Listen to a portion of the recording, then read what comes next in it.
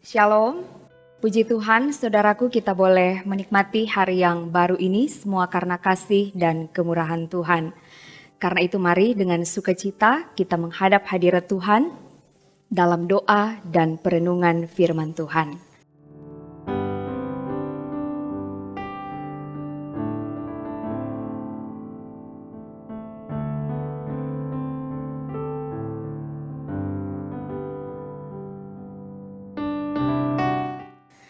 Saudaraku, sebelum membaca dan merenungkan firman Tuhan, mari kita berdoa. Bapa di sorga, kami menaikkan syukur kepadamu karena Engkau sungguh baik dalam hidup kami. Terima kasih karena kami boleh menikmati hari yang baru ini. Kami hendak beraktivitas, kami mau mendasari kehidupan kami pada kebenaran firman-Mu. Kiranya firman Tuhan yang akan diberitakan benar-benar boleh menjadi berkat dalam kehidupan kami. Dalam nama Yesus kami berdoa. Amin. Saudaraku yang dikasihi Tuhan, mari kita membaca bagian Alkitab di hari ini dalam Bilangan pasal 8 ayat 14 dan 15. Bilangan pasal 8 ayat 14 dan 15 berkata demikian. Demikianlah harus engkau mentahirkan mereka dari tengah-tengah orang Israel, supaya orang Lewi itu menjadi kepunyaanku. Barulah sesudah itu, orang Lewi boleh masuk untuk melakukan pekerjaan jabatannya pada kemah pertemuan, sesudah engkau mentahirkan mereka dan mengunjukkan mereka sebagai persembahan unjukan. Demikian pembacaan Alkitab di hari ini. Dan tema renungan kita di hari ini adalah umat kepunyaan Allah. Saudaraku yang dikasihi Tuhan, salah satu faktor yang menyebabkan satu barang bisa menjadi mahal atau punya nilai yang tinggi adalah karena barang itu milik seseorang yang berpengaruh atau seorang yang terkenal.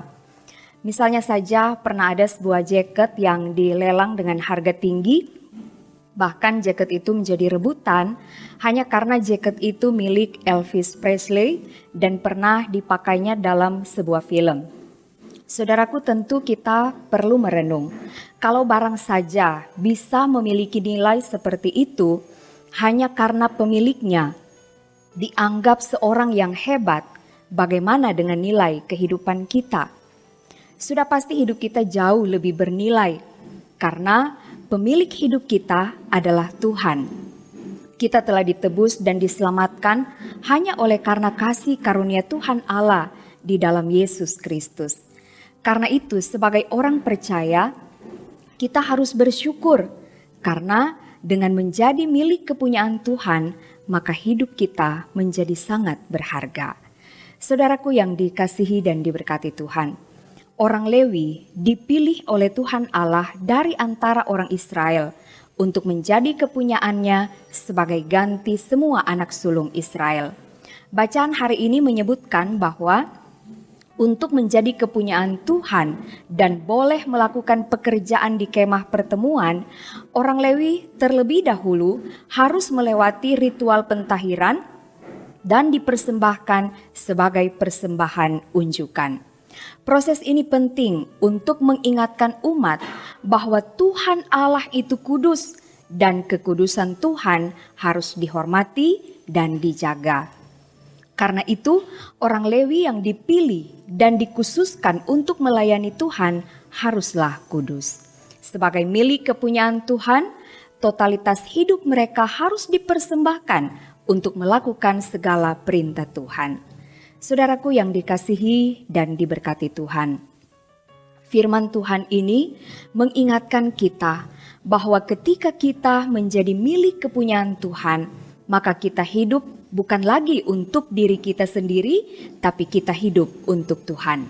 Karena itu semua orang percaya harus menjaga kekudusan hidup, apalagi mereka yang diberi tanggung jawab khusus dalam pelayanan gereja.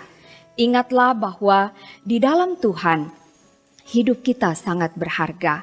Di dalam Tuhan hidup kita sangat bernilai. Karena itu harus isi dengan hal-hal yang baik, hal-hal yang benar, sesuai dengan kehendak Tuhan. Milikilah hubungan yang akrab dengan Tuhan, minta hikmat dan pertolongan Tuhan agar kita mampu melawan arus kehidupan dunia yang tidak sesuai dengan kehendak-Nya.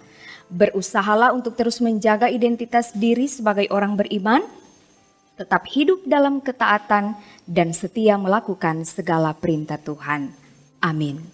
Mari kita berdoa. Terima kasih Tuhan untuk firman di hari ini.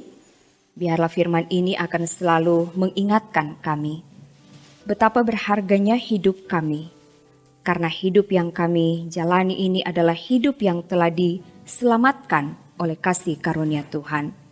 Biarlah kami akan selalu termotivasi untuk menjaga dan memelihara hidup kami. Kami akan mengisi hidup dengan hal-hal yang menyenangkan hati Tuhan. Firman ini meneguhkan iman setiap orang yang mendengarkannya.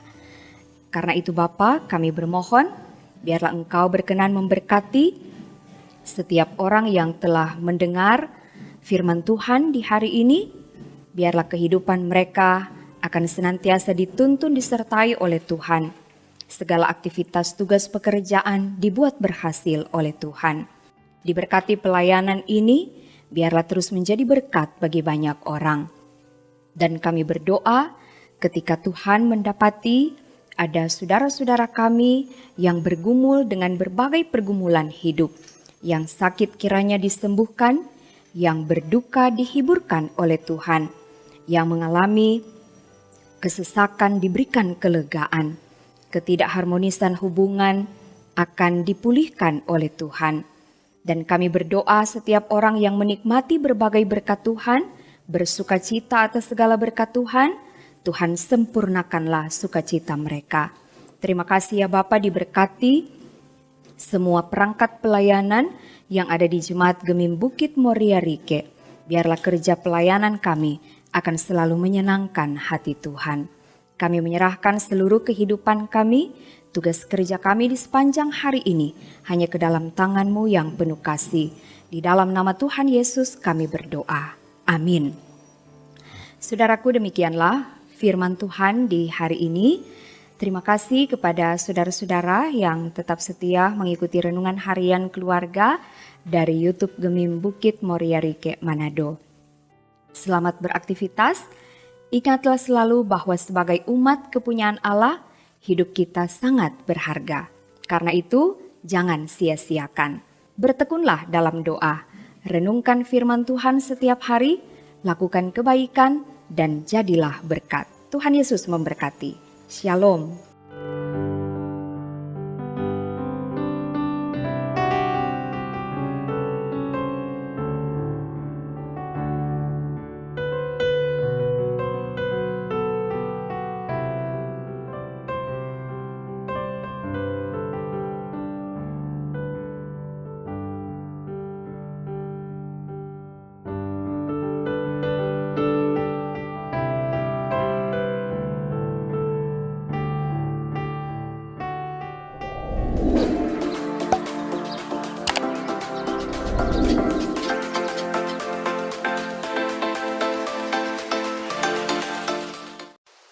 Jangan lupa subscribe channel Gemim Bukit Moria Rike.